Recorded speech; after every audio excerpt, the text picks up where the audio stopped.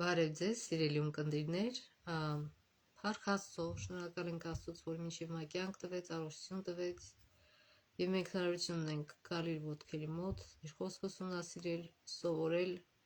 եւ իրագործել մեր կյանքում, թող Աստված մեզ օգնական լինի այդ հարցում։ Ինչպես գիտենք, այս եռամսյակում ուսումնասիրում ենք մի թեմա, որը կոչվում է Աստծո առաքելությունը, մարաքելությունը, եւ այսօր արդեն դաս 4-րդն է և կոչվում է մասնակցում ենք Աստծո առաքելությանը հիշելու համարն է Հովհաննես 13-րդ գլխի 34-35 համարները։ Ձեզ նոր պատվիրան եմ տալիս, որ սիրեք միմյանց, ինչպես ես ձեզ սիրեցի, նույնպես դուք միմյանց սիրեք, դրանով բոլորը կճանաչեն, որ դուք իմ աշակերտներն եք, եթե միմյանց նկատմամբ սեր ունենաք։ Այսօր մենք Աբրահամի օրինակի վրա կսովորենք, թե ինչ բան է Աստծո աշխատակիցը լինել կամ առաքելություն անել Աստծո անունից եւ ուսումնասիրենք Աստվածաշնչի հիման վրա նրա որոշ գծերը, որ ցույց է տալիս, որ նա իրոք սիրում է մարդկանց եւ սիրուց դրդված է անում այդ առաքելությունը, այլ ոչ թե ուրիշ տարբեր նպատակներով։ Ուրեմն առաջին մասը, որ մենք ուսումնասիրենք, Ծննդոց 18 գլխի 1-ից 15 համարներն է, կարդանք դրանք։ Տերը երևաց Աբրահամին Մամրեի կաղնիների մեջ, երբ օրվա տակ ժամանակ նա նստել էր վրանի դռանը։ Հետաքրքիր է, սովորաբար օրվա տակ ժամանակ մարդիկ ձգտում են գնալ ներս եւ ներսում հովտեղը նստել, ոչ թե շոգին, բայց ըստ երևույթին Աբրահամի կյանքի նպատակը իրեն ապահովելը փափուկ կյանքով չէր։ Եթե այդպես լիներ, նա դուրս չէր գա իր երկրից, որտեղ շատ հարուստ էր եւ ազդեցիկ, այլ նա այնտեղ նստել էր, որպեսզի եթե պետք լինի, օգտակար լինի անցորդ մարդկանց եւ դրանով իսկ նրանց Աստծո խոսքը ճշմարիտ գիտություն Աստծո մասին տա, այսինքն գիտություն ճշմարիտ Աստծո մասին, որտեվ հենց ինքը դուրս էր եկել հեթանոսների միջից, ինքը հեթանոս էր, երբ որ Աստված իրեն բացվեց եւ լավ գիտեր, թե ինչ անարժան կյանք է հեթանոսական կյանքը, թե ինչ դաժան են այն ասվածները, որոնք իրոք ասված չեն, որոնք իրենց պաշտում են, ինչքան զոհաբերություն են իրենք ուզում նույնիսկ իրենց զավակներին զոհաբերել եւ այլն, եւ իհարկե շատ վատ սովորություններ էր ներառված հեթանոսության մեջ, այսինքն ամբողջ ստի վրա հիմնված մի դավանանք, որ փոխարենը մարդիկ պաշտեին արարիչ Աստծուն, պաշտում էին արարչագործությանը։ Եվ Աբրահամը վերջ-վերջո գտնելով ճշմարիտ Աստծուն եւ խաղաղություն ու կյանքի իմաստ գտնելով դրա հետ մեկտեղ, ուզում էր, որ շատ ու շատ մարդիկ այդ նույնը գտնեն իրենց նման, հասկանան իրենց կյանքի նպատակը եւ խաղաղություն ստանան իրենց սրտի մեջ եւ կատարեն սիրող Աստծո նպատակները, այլ ոչ թե դատարկ հեթանոսական սովորույթներ։ Եվ ուրեմն թող Աբրահամի օրինակը մեր համար օրինակ լինի, որ մենք ոչ թե փափկության ձգտենք, փափկություն սիրենք, այլ կապ չունի, շոգ է, ցուրտ է, ոչ մի բան թող մեզ չխանգարի, որպեսզի մենք կատարենք Աստծո առաքելությունը, այսինքն օգնենք մարդկանց ճանաչելու ճշմարիտ Աստծուն։ Նա իր աչքերը վեր բարձրացրեց, երկրորդ համարը կարդանք, եւ նայեց, ահա 3 մարդիկ անել էին իր մոտ։ Երբ տեսավ վրանի մուտքի մոտից ընդառաջ վազեց նրանց, մինչև գետին խոնարհվեց եւ ասաց. Տեր, եթե շնորհ գտա քո առաջ, մի անտեսիր քո ծառային աղաչում եմ քեզ։ Թող մի քիչ ջուր բերեն, լվացեք ձեր ոտքերը եւ հանգստացեք ծառի տակ, եւ ես մի պատար հաց բերեմ եւ զորացրեք ձեր սրտերը, հետո կգնաք, որտեվ դրա համար եք եկել ձեր ծառայի մոտ։ Նրան ասացին արա այնպես, ինչպես ասացիր։ Իրականում Աբրահամը չգիտեր, թե ինք ում է ընդունում։ Իր առջև միայն փոշոտված կեղտոտ շորերով ճամփորդներ էին, որոնց ինքը ուզեց ծառայել։ Նոր Կտակարանում Պողոս Առաքյալը գրում է, որ ինքը ընդունեց, երբ որ հորդորում է, որ քրիստոնյաները լինեն հյուրասեր, ասում է, որ Աբրահամի օրինակին հետևեք, որտեղ ինքը ընդունեց Տիրոջ առանց իմանալու, որ դա Տերն է։ Սա ուղղակի սովորական հոգնած ճամփորդներ էին իր համար, եւ ինքը չէր մտածում, արդյոք սրանք հարուստ են, աղքատ են, մի քարք ունենա սրանցից, թե չէ, ոչ։ Իրա համար մեկ էր, ով էր առջև։ Կարևորը այն էր, որ այս մարդիկ ծառայության կարիք ունեին, որ այս մարդկանց հոգնած էին եւ պետք է հանգստանային։ Եվ Աբրահամը չգիտեր, թե ովքեր են նրանք, ուղղակի ուզեց նրանց մեծ տեսավ կարիքավոր մարդկանց, ճամփորդների եւ գիտեր, որ սոված են, գիտեր, որ կեղտոտ են, գիտեր, որ հոգնած են եւ խնդրեց նրանց, որպեսզի իրեն գան, հաց ուտեն եւ իր դիմելու ձևը իհարկե այսօր մենք այդպես չենք դիմում եւ այն ժամանակ մարդիկ կախված էին շատ իրար հյուրասիրությունից, այլ ոչ թե հյուրանոցներից։ Եվ հետաքրքիր, որ ուղղակի աղաչում է, խնդրում է այս մարդկանց, Տեր, եթե շնորհ գտա քո առաջ, մի անտեսիր քո ծառային, իրեն ծառա է անվանում, այս հարուստ, այս ազդեցիկ մարդը, բոլորովին փոշոտ, անտեղյակ թե ով են այս մարդիկ, միգուցե եւ աղքատ ինչ որ ճամփորդներ էին, նրանց ասում է ձեր ծառային, այսինքն սա ճիշտ է տալիս, ցույց է տալիս ճիշտ դրդումը քրիստոնյայի, ով էր, որ մեր առաջ կանած լինի, կապ չունի։ Եթե այդ մարդը ծառայության կարիք ունի, մենք պետք է ծառա լինենք այդ մարդու համար։ Այսինքն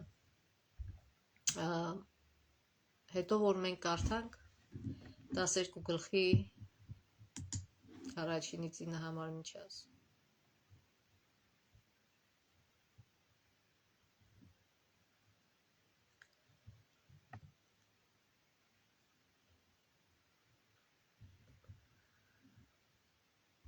Ասում է, եւ դու օրհնյալ կլինես եւ քո միջոցով շատերը կօրհնվեն։ Այսինքն ինչ է նշանակում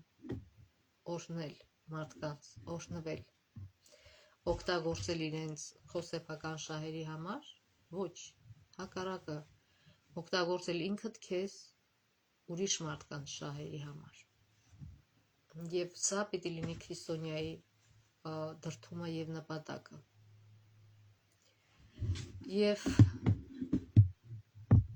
նորից գնանք 18 գլուխը։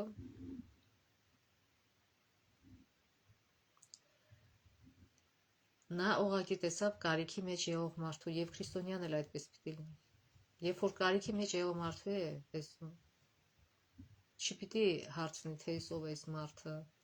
ինչ ազգության է, ինչ մաշկի գույն ունի, հարուստ աղքատ է, ինչ է, եթե նա տվյալ դեպքում սոված է կամ ինչ որ բանի կարիք ունի, պետք է իր լավագույնը անի, որ ծառայի այդ մարդուն իր կարիքի մեջ։ Սա է իսկական քրիստոնեությունը։ Եվ հետաքրքիրն է, որ նա չէր սպասում, որ իրա մոտ գան հյուրերը, այլ ասում է, երբ տեսավ, վրանի մուտքի մոտից ընդառաջ վազեց նրանց։ Ընդառաջ գնաց, սկսեց աղերսել, խնդրել, որ իրանք հյուր գան իր մոտ։ Արդյոք մենք այս ձևով ենք հյուրերին ընդունում։ Այս հիմքի վրա ենք մեր հյուրերին ընդունում մեր տանը։ Աբրահամը շտապեց վրան Սարայի մոտ եւ ասաց. շուտ արա 3 գրիվ ընտիր ալյուր հունցիր եւ գաթա պատրաստիր։ Հետաքրքիր է, Աբրահամը չկանչեց, ինքը լիքը ծառաներ ուներ։ 1000 հոգի կար իր այդ մարդկանց մեջ,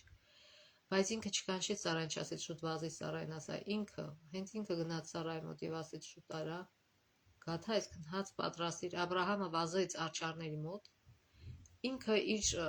հովին չասեց դու գնա ընտրիր, չվստահեց, ինքը գնաց ընտրեց, վերցրեց մի մատղաշ լավ հորդ և տվեց պատանուն, սա էլ շտապեց այն պատրաստելու, նա վերցրեց կարագ կաթ և իր պատրաստած հորդն առավ և դրեց նրանց առաջ, և նրանք կերան, իսկ ինքը գնաց կանգնեց նրանց մոտ ծառի տակ։ Հետաքրքիր է, որ ինքը իրանց հետ չնստեց սեղանի մոտ ուտուշ-խմուշի համար և դատարկ կենացներ ասելու համար կամ գովաբանվելու, գովաբանելու համար, ոչ, նա ընդամենը ծառայի դերում էր, սոված մարդիկ էին և նա կերակրում էր նրանց և կանած էր, ինչու էր կանած, որովհետև միգուցե նրանք ինչ-որ բանի կարիք ունենային, նույնիսկ նա իր ծառաներին նեղություն չէր տալի, ինքն էր հենց ծառայում, որպեսզի ինքը անմիջապես իրանց ուզածը անի։ Արդյոք մենք էսպես ենք մեր հյուրերին դիմավորում, թե մենակ հարուստների առջև ենք այդպես ժրաջան ծառայում, իսկ եթե մարդը մի քիչ ազդեցիկ չի կամ հարուստ չի, ասում են, սկի հյուրեր երևի չուզենանք ընդունել, այո, պետք է շատ լուրջ մտածենք այս հարցի շուրջ, երբ որ մենք մեզ կոչում ենք քրիստոնյա, արդյոք մենք հետևում ենք Աստծո տված ուղղությանը, Աստծո բնավորությանը մեզ բացված, թե ոչ։ Եվ նրանք հարցրին Աբրահամին, ուր է քո կինը Սարան, նա պատասխանեց, ահա վրանում է, և ասաց, եկող տարի դարձյալ կգամ քեզ մոտ, և ահա քո կինը Սարան մի որդի կունենա։ Սարան լսում էր վրանի մուտքի մոտ, որի հետևում էր ինքը։ Աբրահամն ու Սարան ձերացած էին և օրերն անցկացրած։ Սարայի համար շտացարել էր կանանց սովորական վիճակի մեջ լինելը։ Սարան ծիծաղեց իր մտքում և ասաց. «Առավելուցս հետո ես զվարճություն եմ ունենալու, և իմ տերն էլ ծերացել է»։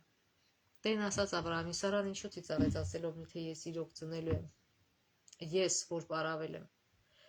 տիրոջ համար դժվար բան կա՞ արդյոք։ Եկող տարի առժամանակ դարձյալ քեզ մոտ կգամ, և Սարան մի որդի կունենա»։ Սարան ուրացավ և ասաց. «Ես չծիծաղեցի, որտև վախեցել էր»։ Իսկ նա ասաց. «Ոչ, ծիծաղեցիր»։ Այսինքն, հետաքրքիր է, Աբրահամը չիմանալով, թե ովքեր են իր հյուրերը, նա ընդունեց նրանց, հյուրասիրեց, իրենց կարիքները հոգաց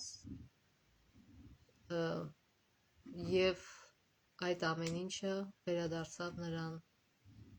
իր փափագի կատարմամբ։ 25 տարի առաջ նա դուրս էր եկել, կամ ասենք 24 տարի առաջ, որտեղ մի տարի հետո երեխան ունեցավ, և 24 տարի ինքը սպասում էր այս խոստումի իրականացմանը և արդեն հույսներն էլ կտրել էին, բայց երբ որ հույսները կտրել էին, ինչից մենք գիտենք, որ հույսները կտրել են, որ Սարան ծիծաղաց։ Ասում այս տարիքից էլ ես ոնց եմ երեխա ունենալու։ Եվ այդ ժամանակ իրագործվեց իրենց փափագը,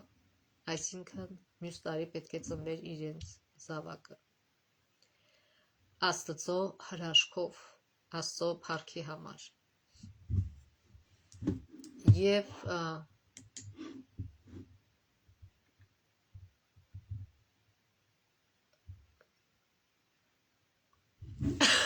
երբ որ շարունակենք կարդալ, ուրեմն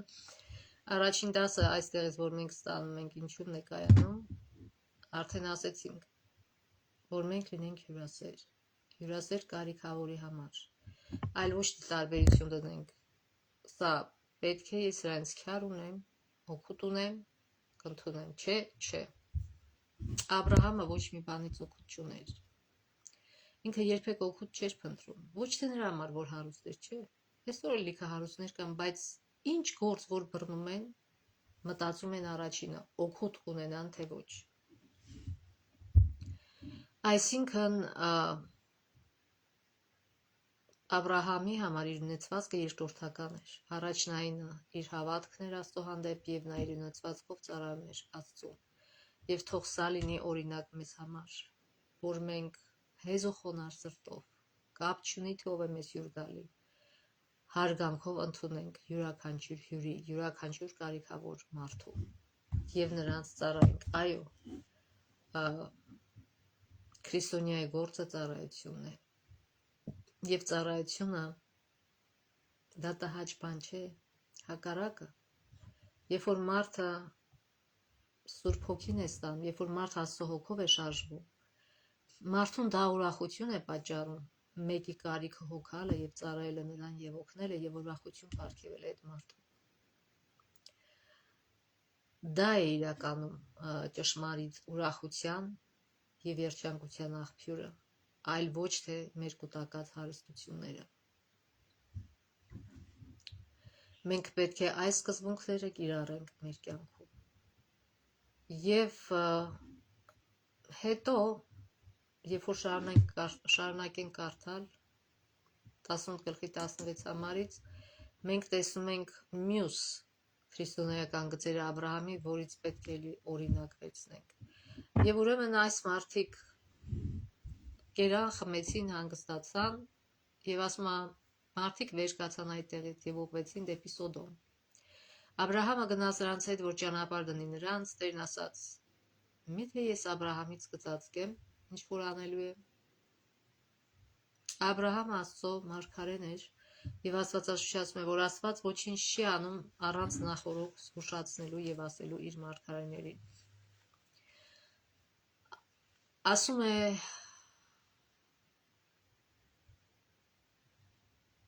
Աբրահամը հասած մի մեծ եւ հզոր ազգ է լինելու, եւ երկրի բոլոր ազգերը պիտի օրհնվեն նրանով, օրհնվեն, այլ ոչ թե անիծվեն, որտեւ ես ընտրեցի նրան, որ իր որդիներին եւ իր հետնորդներին կպատվիրի, որ նրանք պահեն Տիրոջ ճանապարհը, արդարություն եւ իրավունք գործադրելու համար, որպեսզի Տերը Աբրահամի նկատմամբ կատարի այն, ինչ խոստացել է նրան։ Այսինքն, Աստված ընտրում է մարդուն, երբ որ ասում են Աստծո ընտրվածն է այս մարդը, կամ այս ազգը, ինչի համար է ընտրում, որ ասում է դուք արդարություն եւ իրավունք գործադրեք, ոչ թե դուք կոչվում եք ընտրված նրա համար, որ դուք ձեզ բարձր համարեք մյուսներից եւ մյուսներին ստիպեք, որ ձեզ ծառայեն, այլ հակառակը, դուք պետք է արդար լինեք, իրավունք գործադրեք, այսինքն արդարություն, եւ ինքներդ ծառայեք ուրիշներին, ինքներդ օրհնություն հանդիսանաք ուրիշներին։ Այս է Աստծո կողմից ընտրված մարդու առաքելությունը։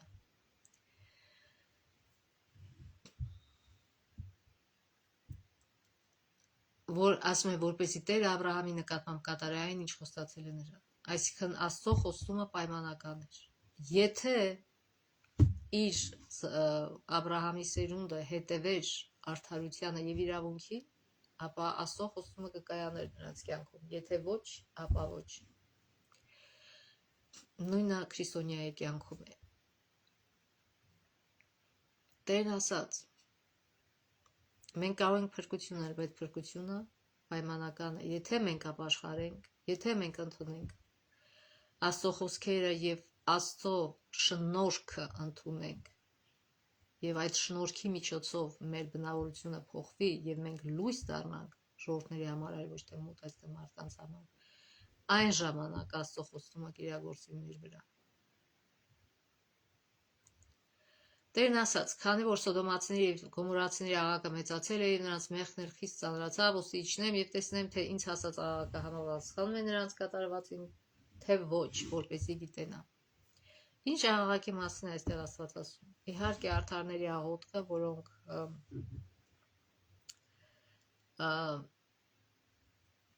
որոնց մեջ մտնում էր նաեւ Ղովտը աղոթում էր այս մարդկանց համար եւ աղոթում էր անօրենությունների դեմ, անարդարությունների դեմ եւ այդ շահագործված վատ վիճակի մեջ գտնվող մարդիկ, ովքեր անարդարության պատճառով այդ վիճակի մեջ էին հայտնվել, նրանք աղաղակում էին Աստծուն, որպեսզի Աստված իրենց փրկի, եւ Աստված իհարկե գիտեր, որ դա ճշմարիտ է, ինքը ամեն ինչ գիտի, բայց ուղղակի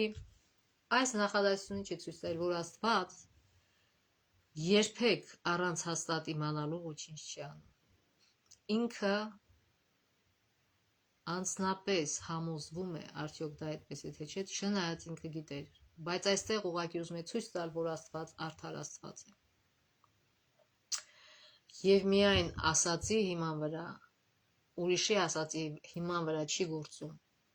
այլ փաստերն է փնտրում եւ փաստերի հիման վրա է գործում։ Եվ ասում այս մարդիկ գնացին դեպի Սոդոմ, իսկ Աբրահամը դեռ կանած, այսինքն այն մյուս երկուսը գնացին դեպի Սոդոմ, որպեսզի իրենց առաքելությունը կատարեն։ Իսկ Աբրահամը դեռ կանած էր Տիրոջ առջև, ինչ էր կանած։ Կարող էր ասել շատ ճիշտ է սա Աստվածաշան, դրանք անենց փչացած, անենց մեղքի մեջ խրված մարդիկ են, լավ էլ անում ես, դրանց այտենց է պետք։ Գնա կոտորի եւ անա, բայց դրա փոխարեն Աբրահամը ինչ ասեց։ Ասում Աբրահամ մոտեցավ եւ ասաց. Միթե ամբարշտի հետ արդարացնել ես կորստյան մատնելու, այսինքն նա նաեւ շատ մտահոգ էր Հովտի համար, որ իր եղբոր որդին էր։ Գուցե այդ քաղաքում 50 արդար կա, միթե նրանց կորստյան ես մատնելու եւ այդտեղը չես խնայելու այդտեղ գտնվող 50 արդարի համար։ Քավ լիցի քեզ այդպիսի բան անելը, որ արդարին ամբարշտի հետ մերցնես եւ արդարն ամբարշտի պես լինի։ Քավ լիցի քեզ, միթե ամբողջ աշխարհի դատավոր արդարություն չի անի։ Գիտեք, Աստված կարող էր ասել. Աբրահամ, դու մարդ լինելով հանդերձ, եկել ես իմ գլխին դասախոսություն ես կարդում արդարության մասին, բայց հարցը դրանում չէր։ Հարցը նրանում էր, որ Աբրահամը սիրուց դրդված միջնորդական աղոթք էր անում սոդոմացիների համար։ Աբրահամի սրտի մեջ սեր էր ապրում, կապ չունի ում հանդեպ, ընդհանուր սեր կար, արևը չի հարցնում, եսի լավ մարդա ես տաքացնեմ, եսի վատ մարդա չտաքացնեմ, տաքացնում է բոլորին։ Եվ Աբրահամի համար, սրտի համար միշտ էլ ցավոտ է եւ մարդիկ կործանվում են։ Եվ ինքը ուզում է, կարծես թե ինքը ուզում է մի քիչ հետաձգի այդ պատիժը եւ Տերը ասում է, եթե Սոդոմում այդ քաղաքում 50 արդար գտնեմ, ամբողջ տարածքը կխնայեմ նրանց համար։ Եվ Աբրահամը ավելի է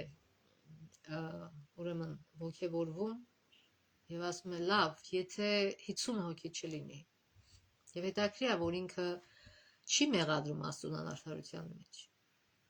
Ասում է, ահա իմ ասեցի խոսել Տիրոջ հետ, ես որ հող եմ եւ մոխիր, ինքը չի պահանջում, ինքը խոնարհ է ձևով ասում, ասում է, ես հող եմ ու մոխիր, կներես Աստված ջան, որ ես հանդգնում եմ քեզ հարցադրել, բայց խնդրում եմ ես հարցից էլ պատասխանի, եթե ասենք թե 50 հոգի չի, 45 հոգի է, միթե դեռ կոչ ասես, ասում է չէ, հետո ասում է, եթե 30 է, հետո իջնում է 20-ից, Աստված ասում է, չէ, չեմ ոչացնի, եթե 10 հոգի լինի, չեմ ոչնչացնի, սա խոսում է Աստծո ողորմության մասին, 10 հոգի արդար մարդ, եթե մի քաղաքում լինի, Աստված ամբողջ քաղաքը կողորմա, որտեղ դեռ հույս կա այդ քաղաքի մարդկանց համար, բայց փաստորեն Սոդոմում այդ 10 հոգին էլ չկար, ընդամենը 4 հոգի դուրս եկան, որից մեկն էլ էլի կործանվեց, դարձավ աղի, այսինքն իր կինը, Հովտի կինը, դարձավ աղի արձան։ Եվ Տերը գնաց, ասում է, երբ որ Աբրահամի հետ խոսել է վերջացրեց, իսկ Աբրահամը վերադարձավ իր բնակության վայրը։ Այսինքն այստեղ ցույց է տալիս Աբրահամի մեջ բնակվող հոգին, որը պիտի լինի քրիստոնյաների հոգին, այսինքն Սուրբ հոգին, որ ոչ թե մեղադրում է մարդկանց, ոչ թե ուզում է մարդկանց կորուստ, այլ ուզում է, որ այդ մարդիկ լսեն, դարձիկան ապաշխարեն եւ փրկվեն։ Եվ միջնորդական աղոթք է անում, այդ աղոթքի մասին խնդրելով մեղավորների մասին, այլ ոչ թե ուրախանում է, երբ որ մեղավորները պիտի կործանվեն, դա Աստծո հոգին է։ Աստված երբ որ կործանի վերջնական մեղավորներին, դա անելու է արցունքը իր աչքին, շատ մեծ տխրությամբ, այլ ոչ թե ուրախությամբ, որտեղ բոլորը իր զավակներն են։ Եվ թող Աբրահամի այս պահվածքը մերը դառնա, որ մենք ոչ թե շտապենք մարդկանց դատելու եւ նրանց համար պատիժ ուզելու, այլ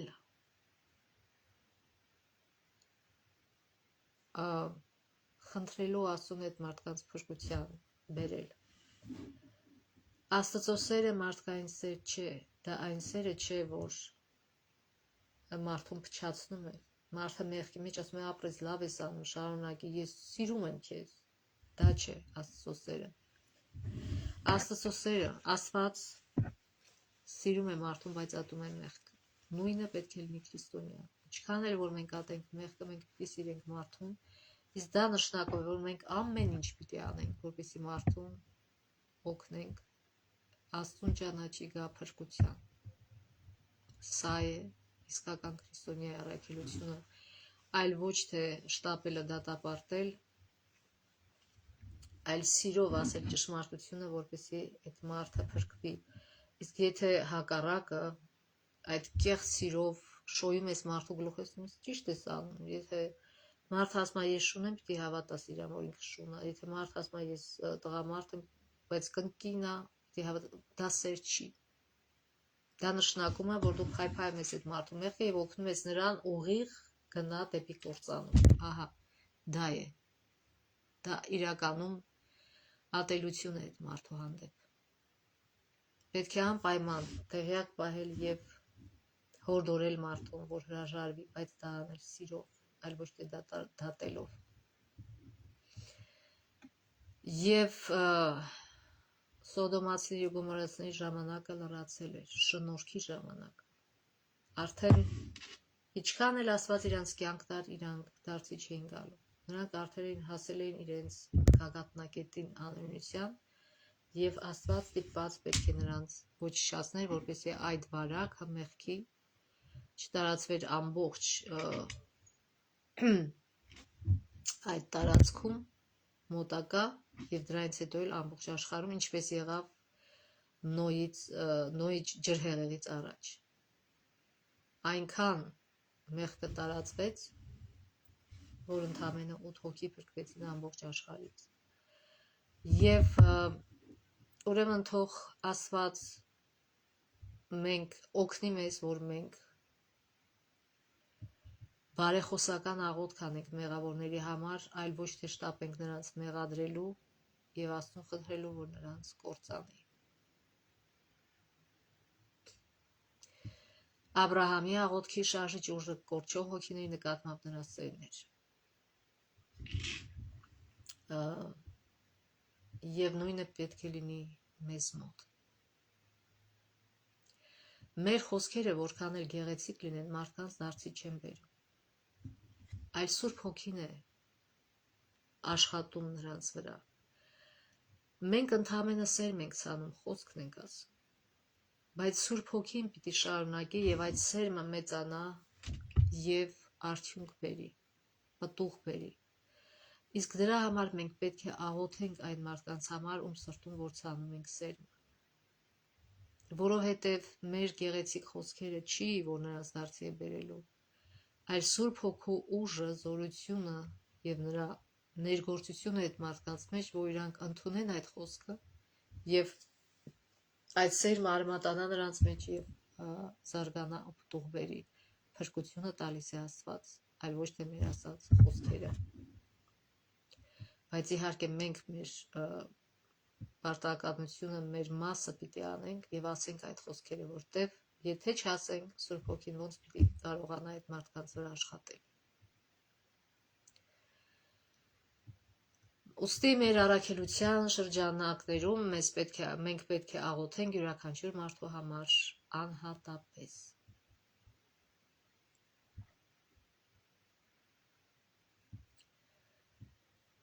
Ուրեմն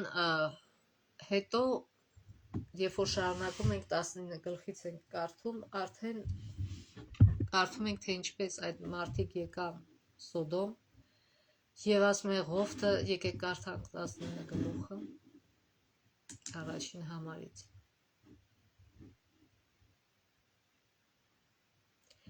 Ուրեմն հիշենք այդ երկու դասերը։ Առաջինը մենք պետք է հյուրասեր լինենք եւ պատրաստ լինենք ծառայել մեր ունեցվածքով մարդկանց, կարիքավոր մարդկանց, այլ ոչ թե ինչ-որ օգուտ ստանալու համար, օգնելու մարդկանց։ Եվ երկրորդը չթաքցնենք նրանցից ճշմարտությունը, ճշմարիտ Աստծո միջև, եւ երրորդը նրանց համար բարեխոսական աղոթք անենք, որպեսզի Սուրբ Հոգին սկսի ազդել նրանց վրա եւ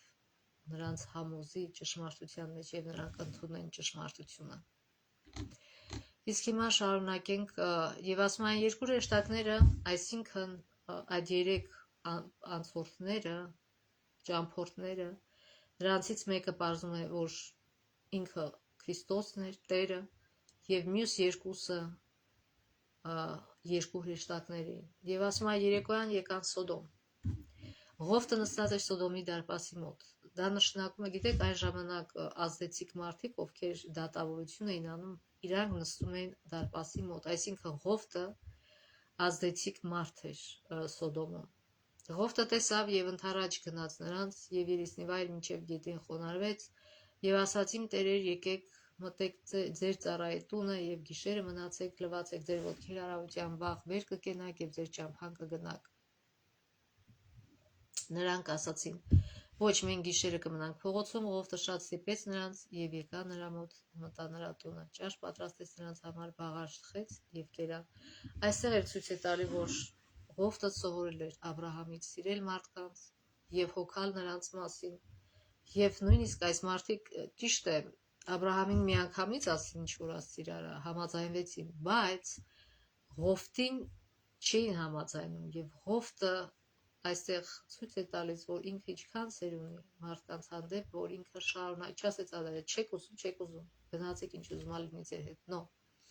Իսկական սիրող մարդը մինչև վերջ է պայքարում, որպեսզի մարդուն օգնի։ Եվ վերջապես համոզեց նրանց եւ ճաշ պատրաստեց նրանց համար, բաղաշ թխեց եւ կերավ, ինչպես եւ արեց Աբրահամը։ Ասում է, բայց դեռ չէին պարկել, երբ քաղաքի մարդիկ, այսինքն Սոդոմի տղամարդիկ, երիտասարդներից մինչև ծերերը, ամբողջ ժողովուրդը միասին շրջապատեցին տունը, կանչեցին Ղովտին եւ ասացին նրան. «Ուր են այն մարդիկ, որ այս գիշեր քեզ մոտ եկան, նրանց դուրս բեր մեզ մոտ, որ գիտենանք նրանց»։ Ղովտը դուրս եկավ բակ նրանց մոտ, դուռը փակեց իր ետևից եւ ասաց. «Եղբայրներս, աղաչում ձեզ, չարություն մի արեք, ահա ես երկու աղջիկ ունեմ, որոնք տղամարդ չեն ճանաչել, թող նրանց դուրս բերեմ ձեզ մոտ եւ ինչ հաճելի ձեր աչքին արեք նրանց, միայն թե այս մարդկանց բան մի արեք, որտեղ նրանք մտել են իմ հարկի հովանոթակ»։ Նրանք ասացին դեն գնա եւ ասացին եկել է որպես պանդոխ եւ դատավորություն է անում, հիմա քեզ նրանցից վատ կանենք։ Եվ սասիկ բռնադատեցին մարդուն, այսինքն Ղովտին եւ մոտեցան, որ դուռը կոտրեն, բայց այն մարդիկ իրենց ձեռքերը մեկնեցին, այսինքն հրեշտակները, եւ Ղովտին իրենց մոտ տուն առան եւ դուռը փակեցին եւ այն մարդկանց, որոնք տան դրան մոտ էին, ամենափոքրից մինչև ամենամեծը կուրացրին, այնպես որ շատ հոգնեցին դուռը փնտրելով։ Այսինքն տեսնում եք, այս Սոդոմում բոլոր տարիքի մարդիկ էին արդեն փչացել։ Իրոք այս փաստը ցույց է տալիս, որ իրոք իրենց անօրինության գագաթնակետը հասել էր եւ իրենք պետք է արդեն ինչքան էլ կենթանի թողներ Աստված նրանք չէին ապաշխարելու։ Արդեն անհույս փչացած են, ինչպես լինում են մրգեր, որ շատ փչացած են, դու չես կարող, եթե ուտես այդ միրգը թունավորվեց եւ թափում ես այդ միրգը։ Նույնը եւ այս մարդիկ ինչու էր այդպես, քիչ հետո մենք կխոսենք, եւ ասում է այս մարդիկ, այսքան հրեշտակները ասացին Ղովտին. ուրիշ ելով ունես այստեղ փեսա, որսիներ, դուստրեր եւ քաղաքում ով որ ունես այստեղից դուրս աներ, որտեղ մենք կործանելու ենք այստեղը, քանի որ սրանց աղաղակը մեծ է Տիրոջ առաջ, եւ Տերն ուղարկել է մեզ, որ կործանենք այն։ Ղովտը դուրս ելավ եւ իր աղջիկների փեսացուների հետ խոսեց ու ասաց. «Բերկացեք դուրս եկեք այստեղից, որովհետեւ Տերը կործանելու այս քաղաքը, սակայն փեսացուներին թված, թե նա կատակ է անում»։ Տեսեք, Ղովտը սիրում էր իր աղջիկներն էլ, իր փեսացուներին էլ, ուզեց, որ իրենք էլ փրկվեն, բայց իրանք ինչ արեցին, ծիծաղեցին եւ մտածեցին, որ կատակում է։ Այսինքն, երբ որ մարդ շատ է խորանում անօրինության մեջ, նա արդեն դադարում է ուշադրություն դարձնել նախազգուշացումների։ Եվ ինչքան էլ որ նախազգուշացում ես նման մարդուն, նա սկսում է ծիծաղալ քո վրա, բայց միևնույնն է, մեր պարտականությունն է նախազգուշացնել, որտեղ մենք ուզում ենք, որ յուրաքանչյուր մարդ փրկվի։ Եվ Աստվածաշունչն էլ ասում է, որ պետք է նախազգուշացնենք, եթե լսեն, փառք Աստծո, կփրկվեն, եթե չէ, մեղքը մնում է իրանց վզին։ իրենք արդեն պատասխան կտան իրենց մեղքի համար, իսկ եթե մենք չզգուշացնենք,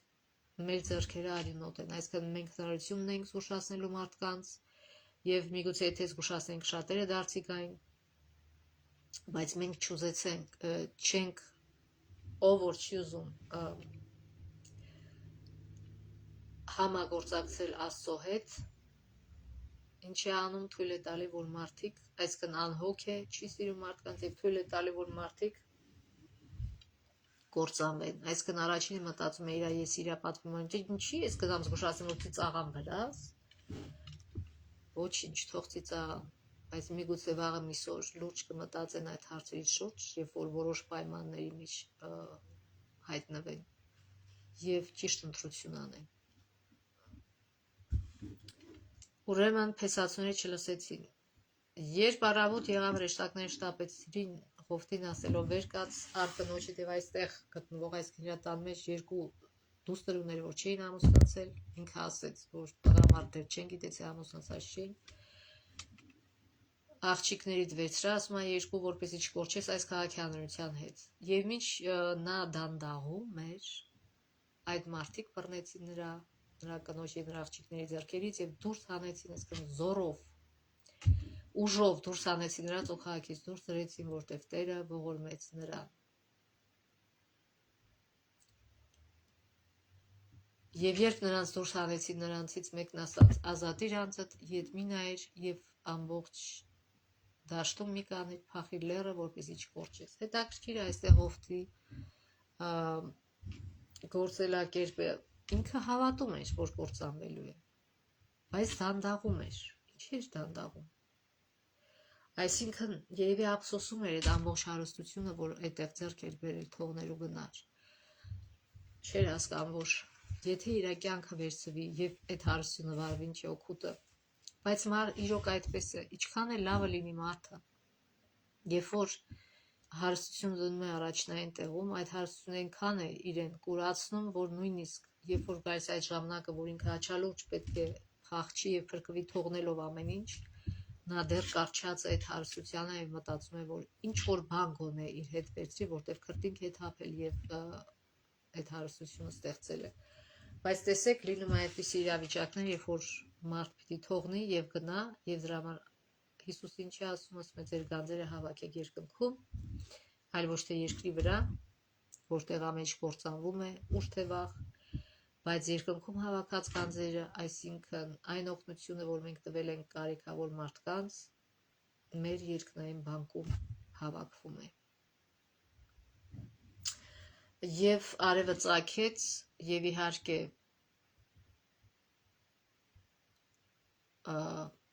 կատարվեց Աստծո խոսքը։ Կարդանք 23 համարից արևը ծագում էր երկրի վրա, երբ Ղովտը մտավ Սեգոր, Տերը Սոդոմի ու Գոմորի վրա ծծումբ ու կրակ թափեց Տիրոջ կողմից երկնքից, կործանեց այն քաղաքները, ամբողջ դաշտավայրը, այդ քաղաքների բոլոր բնակիչներին եւ երկրի ամբողջ բուսականությունը։ Ղովտի կինը ետ նայեց եւ աղի արձան դառավ։ Սա շատ մեծ դաս է մեր համար։ Գիտեք, սովորաբար կանայք շատ են կապվում իրենց ունեցվածքի, իրենց տան հետ, եւ սա ցույց է տալիս, որ այս կնոջ կյանքում առաջինը ոչ թե Աստված էր, այլ այդ ունեցվածքը, սերը այդ ունեցվածքի հանդեպ, եւ չնայած, որ ինքը Սոդոմը չմեռավ, զորով իրան հանեցին, որ փրկեն, բայց ինքը էլի չլսեց, շուռ եկավ, նայեց եւ դարձավ աղի արձան, չփրկվեց, այսինքն նույնիսկ Սոդոմի սահմաններից դուրս գալը չերաշխավորեց նրա փրկությունը, այլ իր անձնական ընտրությունը, որ ինքը չուզեց Աստծուն առաջին տեղը դնել։ Աբրահամը վաղարավության վեր կացավ, եկավ այն տեղը, որտեղ կանել է Տիրոջ առաջ, նա նայեց Սոդոմի եւ Գոմորի ու ամբողջ դաշտավայրի վրա եւ տեսավ, որ այդ երկրից ծուխը բարձրանում էր հնոցի ծխի պես։ Երբ Աստված այդ դաշտավայրի քաղաքները կործանում էր, Աստված հիշեց Աբրահամին եւ Ղովտին դուրս բերեց այդ կործանումից միջից, երբ կործանում էր այն քաղաքները, որոնց մեջ բնակվում էր Ղովտը։ Այսինքն Աստված Աբրահամի խաթր խղճած Ղովտին եւ փրկեց։ Չնայած, որ իր բոլոր թերություններին Ղովտը բարի հատկանիշներ էլ ուներ։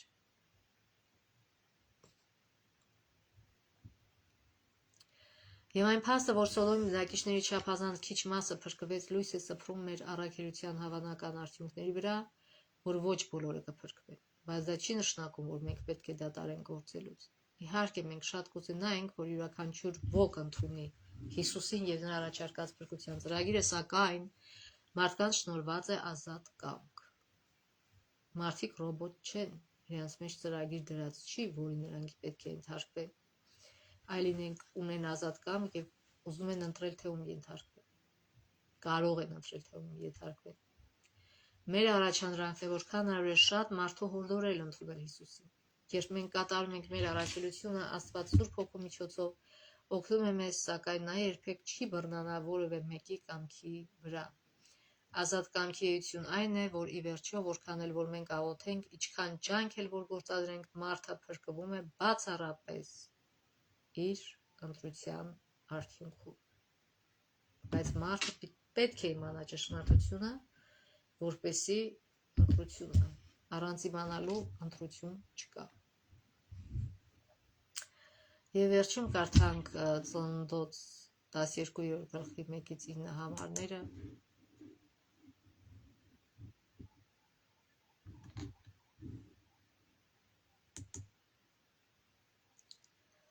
Երբ ասմատերն ասաց Աբրահամին գնա քո երկրից, քո ազգականներից, քո հորտնից, այն երկիրը, որ ես ցույց կտամ քեզ, այսինքն անցած անգամ էլ ասենք, հիմա էլ կրկնենք, որ Աբրահամը ապրում էր շատ հանգիստ, հարուստ եւ ազնիվ մարդ էր, բայց ասեց թող այդ ամենը եւ դուրս արի։ Ինչի համար, որ ինքը ուրիշ մարդկանց համար լույս լիներ։ Եվ Աբրահամը կարող է ասել, գիտես Աստված ջան, ես այստեղ էլ կարող եմ լույս լինել, բայց ըստ երևույթին նա արդեն այնտեղ մարդկանց վկայել էր ճշմարիտ Աստծո մասին, եւ ով որ ընդունել, որ չէ, արդեն ժամանակն էր, որ ինքը դուրս գար այդտեղից։ Եվ ինքը առանց մի խոսք ասելու լսեց Աստծուն եւ գնաց դեպի անհայտություն, թողելով իր հանգիստ, հարուստ կյանքը, ինչի, որտեվ ինքը ճանաչել էր ճշմարիտ Աստծուն, որը սիրող է, եւ այդ սերը լցվել էր իր մեջ, եւ ինքը ուզում էր ուրիշ մարդիկ էլ ճանաչեն եւ իմանան Աստծո ծրագրի մասին, ճշմարիտ Աստծո մասին, ոչ թե դաժան հեթանոս սուտ աստվածները, որոնք մարդկանց ոչ թե փրկում են, այլ հակառակը տանում են դեպի կործանում։ Եվ այդ սերը դրդեց Աբրահամին, որ ինքը իր փափուկ հարմարավետ կյանքից դուրս գա եւ գնա ինչի, որտեղ Աստված ասել աշխարհի բոլոր ազգերը քեզնով կօրհնվեն։ Դուրս եկավ իր փափուկ տեղից, որպեսզի օրհնություն լինի մյուս բոլոր մարդկանց, մյուս բոլոր ազգերի համար։ Եվ ասում է Աբրահամը գնաց, ինչպես Տերն ասել է նրան, ենթարկվեց։ Ղովն էր գնաց նրա հետ, Խառանից դուրս գալիս Աբրահամը 75 տարեկան էր։ Աբրահամն առավ իր կին Սարային, իր եղբորորդի Ղովտին, իրենց ամբողջ ունեցվածքը եւ Խառանում իրենց ունեցած մարդկանց, նրանք դուրս եկան, որ գնան Քանանի երկիրը։ Այլ ժամանակ չկար Google, չկային նկարներ, ինքը չխփեց կամպյուտերի մեջ դենալ, ասում էր հլա տենամ այսօր այնձ ուղարկում Աստված, հլա տենամ այդտեղ ինչ եղանակա, ցուրտ տակ, հլա տենամ այդտեղ ինչ բնություն է եւ այլն, ոչ, չկար այդպես բան։ Ինքը ուղակի չգիտեր ուր է գնում, բայց վեր կացավ եւ գնաց, որտեղ սիրում էր Աստծուն եւ վստահում էր Աստծուն եւ հնազանդվեց Աստծուն։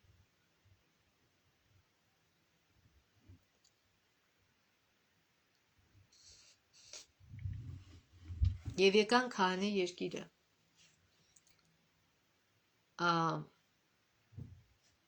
Տերը 7-րդ համարացում Տերը երևաց Աբրահամին եւ ասաց. «Քո սերնդին եմ տալու այս երկիրը, եւ նա այդտեղ զոհասեղան շտեց Տիրոջ համար, որը երևացել էր իրեն, այդտեղից գնաց Բեթելի դիմացի Սարը եւ իր վրանը բացեց, Բեթել արևմտյան կողմ էր, իսկ Գային արևելյան կողմ այնտեղ տիրոջ համար զոհասեղան շինեց ու կանչեց տիրոջ Աբրահամը մեկնելով այդտեղից գնաց դեպի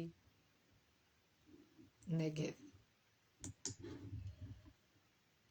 Ուրեմն Աբրահամի մեծագույն հոգևոր հատկանիշներից մեկն Աստծո կամքին հնազանդ լինելն էր։ Աստծո հետ ունեցած նրա ողջ փորձառությունը բնութագրվում է որպես հնազանդություն։ Մենք տեսանք, ինչպես Ուսուփուս ինքը ենթարկվեց եւ գնաց, եւ հետաքրքիր է, որ երբ որ այնտեղ այնքան հարստացան, որ Ղովտի ու Աբրահամի ծառաները կամ հովիները կռվում էին իրար հետ հողի համար, հողը չէր հերիքում, այդ անասունները ինքան շատ էին, եւ Աբրահամը փոխանակ ինքն էր մեծը, կարող էր ասել, գիտես, մեծը ես եմ, եւ ես քեզ նեցուկ եմ եղել քո ամբողջ կյանքում, այդքան հարգանք ունեցիր իմ հանդեպ, առաջինը ես կընտրեմ, թե որ կողմն եմ գնում, հետո նոր դու կգնաս հակառակ կողմը։ Բայց Աբրահամը դա չարեց։ Աբրահամը ասեց դու առաջինը ընտրի, Ղովտն էլ իր հարգանքը ցույց չտվեց իր քեռու իր հորոխբոր հանդեպ եւ ջահել էր անխելքերը, նայած տեսա, որ Սոդոմի երկիրը շատ հեշտ էր հարստանալ, որտեղ ինքն իրան ջրվում էր եւ որոշեց գնալ այդտեղ առանց հետաքրքրելու, թե ինչպիսի մարդիկ են այդտեղ լինելու, որ երբ որ ընտանիք կազմի կամ միգուցե արդեն կազմել էր, չգիտեմ, արդյոք դա բարենպաստ կլինի իր երեխաների համար, թե չէ։ Այսինքն իսկական քրիստոնյան, երբ որ որոշում է, թե որտեղ ապրի, պետք է հաշվի առնի ոչ թե ինչքան արագ ինքը կարող է հարստանալ այդտեղ կամ հեշտ ապրել, այլ թե ինչքանով Աստծո ճամփաների մեջ ինքը կարող է այդտեղ մեծացնել իր երեխաներին, որտեղ հենց այդ նույն համարում նշում է, որ ասում է Սոդոմի մարդիկ շատ չար էին, բայց այնուամենայնիվ, գիտեք, ինքը կարող էր գնալ, տեսնել դա եւ հետո ուրիշ տեղ գնալ, բայց ինքը չգնաց, որտեղ ինքը թուլություն ուներ հարստության հանդեպ եւ հարստության համար մնաց այդտեղ, վտանգի ենթարկեց իր աղջիկներին, վերջապես երկու աղջիկները կործանվեցին փեսաների հետ եւ այս երկուսն էլ, որ իր հետ էին, նրանք էլ լավ վիճակում չէին, մենք գիտենք, թե դրանից հետո ինչ եղավ, ինչ նրանք արեցին, այսինքն երբ որ քրիստոնյան փնտրում է տեղ իր ընտանիքի համար ապրելու համար, ոչ թե պիտի հաշվի առնի, թե ինչքան շուտ ինքը կհարստանա, այլ թե ինչքանով ինքը կարա ապահովի իր ընտանակին ճշմարտության մեջ զարգանալու տվյալ վայրում, բայց ցավոք Ղովտը դա չարեց եւ ինչպես տեսնում ենք վերջում էլ դանդաղում էր, որտեղ ափսոսում էր այդ իր հարստությունը, բայց Աբրահամը ասեց օքեյ, դու ուզում ես գնաս այնտեղ գնա, ինքն էլ որոշեց հակառակ կողմը գնալ եւ Աստված այդ իր խոնարհության համար նրան օրհնեց եւ ասեց Ծննդոց 10-ի գլխի 14-15 համարում աչքերդ բարձրացրու եւ քո կանած տեղից նայիր դեպի հյուսիս ու հարավ, դեպի արևելք ու արևմուտք, որտեղ այս ամբողջ երկիրը, որ դու տեսնում ես, քեզ եմ տալու եւ քո սերնդին հավիտյան։ Աստված սիրում է ողողել իր հեզու խոնարհ զավակներին բարիքով, որտեղ իր զավակների իսկական նպատակը այդ բարիքները չեն, այլ Աստծուն հավատարիմ լինելը։ Եվ Ղովտը, որ նպատակը չէր Աստծուն հավատարիմ լինելը, չնայած ինքը ինչքան որ կարար հավատարիմ էր մնացել Աստծուն Սոդոմում, բայց մեծ սխալ էր արել գնալով բնակվելով այնտեղ, ինչ եղավ, ինքը վերջի վերջո կորցրեց ամբողջ իր հարստությունը։ Գիտեք, ինչպես որ Սամսոնը վերջին կորցրեց իր տեսողությունը, հետո նոր խելքի եկավ, հասկացա, որ սխալ էր ապրում։ Նույն ձևի Ղովտը երևի դրանից հետո գոնե հասկացավ, որ պետք չի ամեն գնով հարստանալ։ Իսկական օրհնված հարստությունը այն է, որ Աստված օրհնում է եւ տալիս է մարդուն, երբ մարդը հետևում է իր կամքին։ Այդ հարստությունը միշտ կմնա եւ չի վերցվի, եւ ամենակարևորը որ քրիստոնյաների ինքնանպատակ այդ հարստությունը չէ, այլ օգտագործել այդ հարստությունը նրանց համար, ովքեր դրա կարիք ունեն։ Սա է ամբողջ հարցը։ Ուրեմն Աբրահամը հնազանդ էր Աստծուն անկախ հանգամանքներից։ Մենք եւս այսպեսին պետք է լինենք։ Եվ վերջում կարդանք Նահապետների եւ Մարգարեներ գրքից։ Աբրահամի աղոթքի շարժիչ ուժը կորչող հոգիների նկատմամբ նրա սերն էր, նա ատում էր այլասերված քաղաքի բնակիչների մեղքերը, սակայն նրա փափագը մեղավորների փրկությունն էր։ Նրա խոր անհանգստությունը Սոդոմի բնակիչների համար պետք է մեզ օրինակ ծառայի։ Այսինքն մենք ոչ թե պետք է արհամարենք կամ ատենք կամ փնովենք կամ դատենք մեղավորներին, այլ ամեն ինչ պետք է անենք, որ նրանց կանգնացնենք ճիշտ ուղու վրա, որտեղ ոչ մեկ դատելով, փնովելով եւ արհամարելով չի գալի Աստծու մոտ։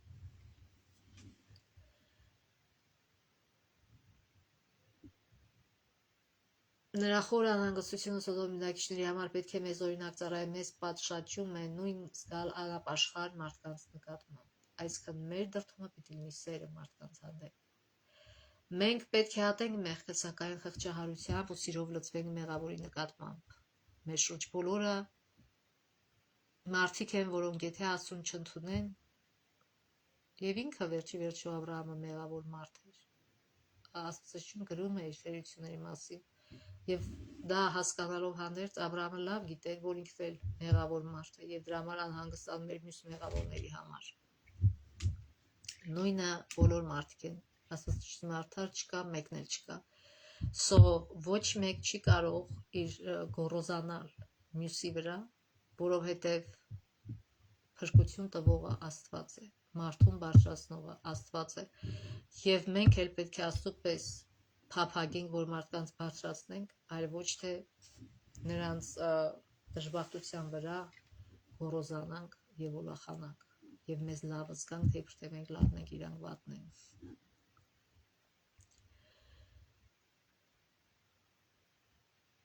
Մենք պետք է ատենք մեղքը, սակայն խղճահարությամբ ու սիրով լցվենք մեղավորի նկատմամբ։ Մեր շուրջ բոլոր մարդիկ են, որոնք եթե Աստծուն չընդունեն, Սոդոմի բնակիչների տխրահարճակ վախճանին կարժանանան։ Ամեն օր ավարտվում է ինչ որ մեկի փորձաշրջանը։ Ամեն ժամ ինչ որ մեկն անցնում է այնտեղ, ուր շնորհն այլևս նրան չի օգնի։ Եվ ուր են նախազգուշացման ու խնդրանքի այն ձայները, որոնք հորդորում են մեղավորին խույս տալ այս սարսափելի վախճանից։ Հարցնում է Աստծո մարգարեն, ուր են ասում է։ Ուր են այն ձեռքերը, որոնք պարզված են մեղավորին մահվան ճահճից հանելու։ Ուր են նրանք, որ խոնարհությամբ ու հաստատակամ հավատով կխնդրեն Աստծուն այդ մեղավորի համար։ Աբրահամի հոգին Քրիստոսի հոգին էր, ինքը Աստծո որդին մեղավորի ամենամեծ բարեխոսն է։ Վճարած լինելով մեղավորի փրկագինը նա գիտի մարդու իրական արժեքը։ Իր աստվածային մաքրամաքուր բնույթի ողջ ուժգնությամբ ատելով մեղքը, Քրիստոսը մեղավորի նկատմամբ այնպիսի սեր ցուցաբերեց, որն ունակ է ընկալելու միայն անվերջ բարությունը։ Խաչի վրա հոգեվարքի մեջ իր ուսերին կրելով ողջ աշխարհի մեղքի բեռը նա աղոթում էր իրեն տառապանք պատճառողների ու սպանողների համար, Հայր ներիր նրանց, որտեղ չգիտեն, թե ինչ են անում։